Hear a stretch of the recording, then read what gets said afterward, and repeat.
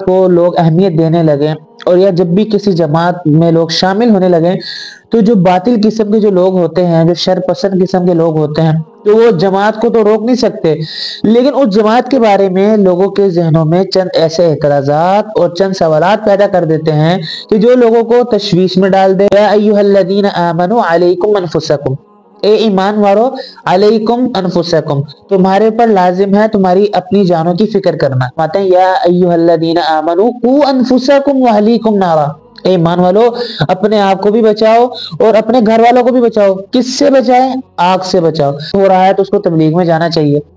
تو گویا کہ انسان کو جہاں سے بھی ہدایت ملے اس پہ جانا اس کے لیے ضروری ہے۔ اللہ تعالیٰ عنہ کی بھی روایتیں مل جاتی ہیں، حضرت ابو ثعلبہ رضی اللہ تعالیٰ عنہ کی روایت مل جاتی ہیں۔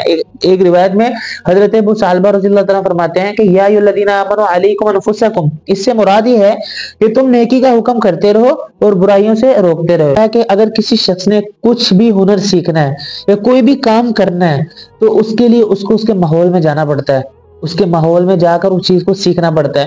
اب جب ہمارا تعلق اللہ سے مضبوط ہونا ہے تو گھر بیٹھے تو نہیں ہوگا، اس کے لیے بھی ہمیں تبلیغی ماحول میں جڑنا پڑے گا، اللہ والوں کے ساتھ بیٹھنا پڑے گا۔ فائدہ یہ ہے کہ اللہ سے تعلق مضبوط ہوتا ہے۔ اللہ سے تعلق مضبوط ہونے کا مطلب یہ ہے کہ اللہ کے بندہ قریب ہوتا ہے، نیکیوں میں آگے بڑھتا ہے اور گناہوں سے بچتا ہے۔ فائدہ یہ ہوتا ہے کہ جو ہمیں دنیا میں بھی قائم کام آتا ہے وہ یہ کہ ہم لوگوں کے مزاج سے واقف ہو جاتے ہیں۔ آپ تبلیغ میں جائیں گے، تبلیغ میں کسی شخص سے بھی بات کریں گے تو آہستہ آہستہ آپ کو پتہ لگ جائے گا کہ یہ فلاں بندہ ہے، یہ فلاں کام کرتا ہے، اس کا مزاج کیا ہے، تو آپ اس کو اس کے مزاج کے مطابق تبلیغ کریں گے۔ میں آپ کو بتاتا چلوں کہ جب تک آپ تبلیغی جماعت میں وقت نہیں لگائیں گے اس وقت تک آپ کے ذہن میں شک اور شبہات باقی رہیں گی۔ اس لیے ایسے ارادہ کیجئے کہ آپ تبلیغی جماعت میں ساتھ وقت لگائیں گے تاکہ آپ کی دنیا بھی سنور جائے اور آخرت بھی سنور جائے۔ السلام علیکم ورحمۃ اللہ وبرکاتہ۔ ایک دفعہ پھر محمد موسیٰ آپ کے سامنے حاضر ہے اور ایک بہت اہم ٹاپک لے کر حاضر ہوا ہے، کیونکہ آپ نے دیکھا ہوگا کہ دنیا میں جب بھی کسی جماعت کو ایک امن کی جماعت کہنے لگیں اور جب بھی کسی جماعت کو لوگ اہمیت دینے لگیں اور یا جب بھی کسی جماعت میں لوگ شامل ہونے لگیں تو جو باطل قسم کے جو لوگ ہوتے ہیں، جو شر پسند قسم کے لوگ ہوتے ہیں، تو وہ جماعت کو تو روک نہیں سکتے، لیکن اس جماعت کے بارے میں لوگوں کے ذہنوں میں چند ایسے اعتراضات اور چند سوالات پیدا کر دیتے ہیں کہ جو لوگوں کو تشویش میں ڈال دے یا لوگوں کے ذہنوں میں شک اور شبہات کو پیدا کر دے۔ تو آج ہم بھی اسی جماعت کے بارے میں بات کریں گے، اور وہ جو جماعت جس کو پوری دنیا میں ایک مقام حاصل ہے، ایک مرتبہ اور ایک پذیرائی حاصل ہے اور لوگ اس میں جانے کو پسند کرتے ہیں، اور دنیا میں اگر اس کو پرامن جماعت میں پہلے نمبر پر اس کا نام لیا جائے تو یہ غلط نہیں ہوگا۔ اور میں جس جماعت کی بات کرنے لگا ہوں وہ ہے تبلیغی جماعت۔ اب تبلیغی جماعت ایک ایسی جماعت ہے کہ اللہ رب العزت نے اس کو پوری دنیا میں مقبولیت بخشی۔ کیوں؟ کیونکہ اس میں ایسے لوگ کام کرتے ہیں کہ جو دل سے بھی مخلص ہوتے ہیں اور اپنے مال کے اعتبار سے بھی مخلص ہوتے ہیں اور اپنے آپ کو اس میں پیش کرنے کے اعتبار سے بھی مخلص ہوتے ہیں۔ اور تبلیغی جماعت میں اگر آپ یہ بات دیکھ لیں کہ اکثر جو لوگ ہیں وہ بالکل سادے سے لوگ ہوتے ہیں، کہ جو دنیا دار لوگ ہوتے ہیں وہ اس میں وقت لگاتے ہیں، اور بعض اوقات ایسی سچویشن پیدا ہو جاتی ہے کہ جو بھی ہمارے بھائی وقت لگاتے ہیں تو چند شر پسند لوگ ان کے ذہنوں میں یہ بات ڈالتے ہیں کہ جس تبلیغ میں آپ جا رہے ہیں اور جس تبلیغ میں آپ وقت لگا رہے ہیں یہ قرآن و حدیث میں کہیں بھی ثابت نہیں ہے۔ تو اسی طرح کے چند دن پہلے ایک ایسا ہی سوال ہمارے سامنے آیا چند ہمارے بھائیوں کی طرف سے کہ جو تبلیغ میں جا رہے تھے، اچانک کسی نے ان کے ذہن میں ڈال دیا۔ تو جب ہم نے اس سوال کے بارے میں تھوڑا سا دیکھا تو ہم نے ان کو جواب بھی دیا۔ تو آج انہوں نے ہمیں یہ کہا کہ کیوں نہ ہم یہ سوال اپنے ویورز کے سامنے رکھیں کہ جب بھی کوئی بندہ تبلیغی جماعت میں جانے لگے، کوئی بھی اسے سوال کر لے، اس کے پاس اس سوال کا بڑا آسان سا، پیارا سا، مختصر سا جواب موجود ہو۔ تو چلتے ہیں اپنے سوال کی طرف۔ سب سے بڑا سوال یہ کیا جاتا ہے تبلیغی جماعت کے بارے میں کہ تبلیغ میں جانا قرآن و حدیث سے ثابت نہیں ہے۔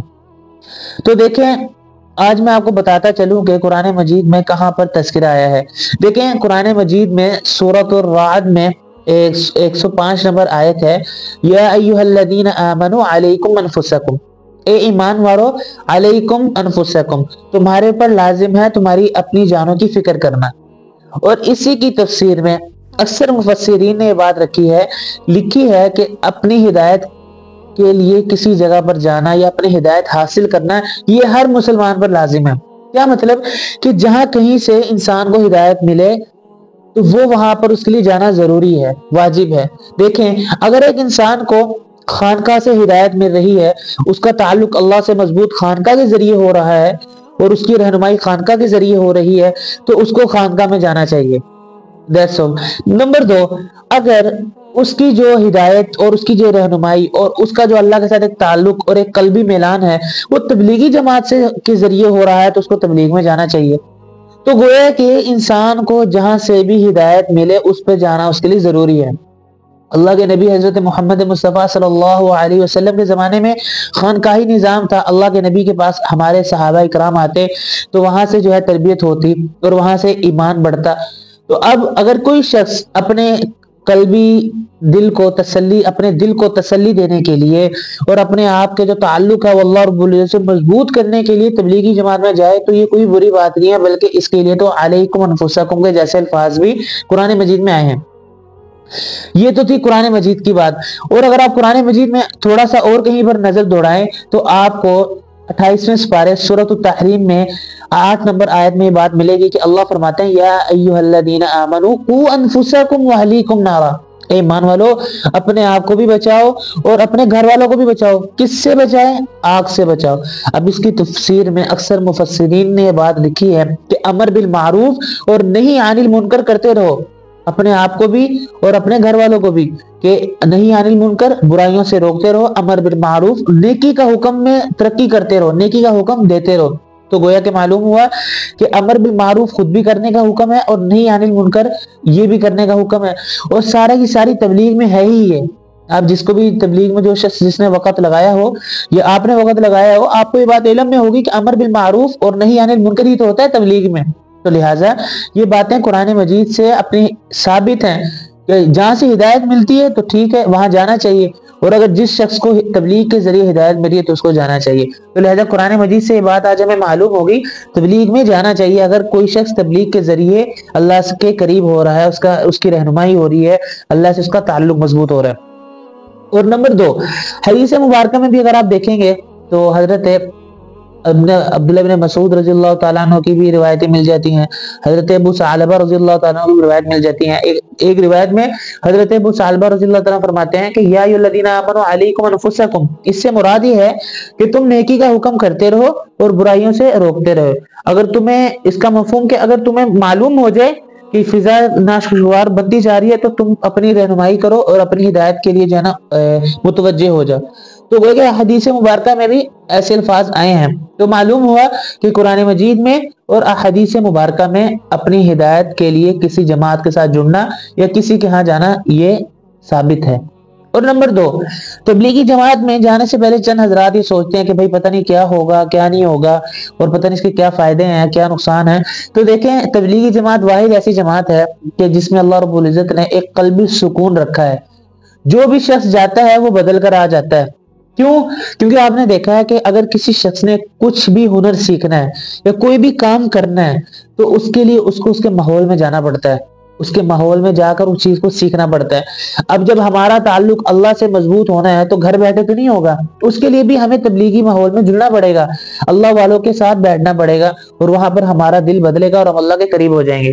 تو تبلیغی جماعت کا جو فائدے ہیں ان میں سے سب سے بڑا فائدہ یہ ہے کہ اللہ سے تعلق مضبوط ہوتا ہے۔ اللہ سے تعلق مضبوط ہونے کا مطلب یہ ہے کہ اللہ کے بندہ قریب ہوتا ہے، نیکیوں میں آگے بڑھتا ہے اور گناہوں سے بچتا ہے۔ نمبر 2، کہ جتنے بھی لوگ اس ٹائم پوری دنیا میں موجود ہیں ان کی فکر اپنے دل میں پیدا ہو جاتی ہے کہ جس طرح مجھے اللہ رب العزت نے کلمے کی دولت سے مالا مال فرمایا، جس طرح اللہ رب العزت نے مجھے تبلیغ میں نکلنے کی توفیق عطا فرمائی، اس طرح اگر میں یہی پیغام ان لوگوں کو پہنچا دوں کہ جو ابھی تک تبلیغ میں نہیں نکلے، جن کو کلمے کی دعوت نہیں پہنچی، جن کا ایمان مضبوط نہیں ہوا، تو کیوں نہ میں ان کو یہ پیغام پہنچاؤں۔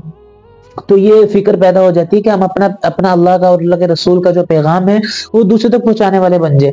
اور تیسرا فائدہ یہ ہوتا ہے کہ جو ہمیں دنیا میں بھی قائم کام آتا ہے وہ یہ کہ ہم لوگوں کے مزاج سے واقف ہو جاتے ہیں۔ آپ تبلیغ میں جائیں گے तबलीग में किसी शख्स से भी बात करेंगे तो आहिस्ता आहिस्ता आपको पता लग जाएगा कि ये फलां बंदा है, ये फलां काम करता है, इसका मिजाज क्या है, तो आप उसको उसके मिजाज के मुताबिक तबलीग करेंगे और इसका फायदा आप देख लें दुनिया में भी बहुत ज्यादा होता है और इंशाल्लाह जो है ना इसका जो सवाब है वो आखिरत में भी बहुत ज्यादा मिलेगा। और नंबर 4 कि खुदा का खौफ पैदा हो जाता है, हर वक्त अल्लाह का ध्यान नसीब हो जाता है, हर वक्त अल्लाह का ध्यान नसीब हो जाता है। ये चंद वो बड़े बड़े फायदे हैं कि तो तबलीगी जमात में जाने से हासिल होते हैं। और मैं आपको बताता चलूं कि जब तक आप तबलीगी जमात में वक्त नहीं लगाएंगे उस वक्त तक आपके जहन में शक और शुबहात बाकी रहेंगी। इसलिए आज से इरादा कीजिए कि आप तबलीगी जमात में सर वक्त लगाएंगे ताकि आपकी दुनिया भी संवर जाए और आखिरत भी संवर जाए और आपके जो शक और शुबहात है वो भी दूर हो जाए। तो अल्लाह रब्बुल इज्जत से दुआ है कि अल्लाह रब्बुल इज्जत जो है ना हमारी ये बातें, इनके जो बोल हैं और इनका जो सुनना है इनको कबूल फरमाए और हमें भी अपने राह में निकलने की तौफीक अता फरमाए। अस्सलामु अलैकुम।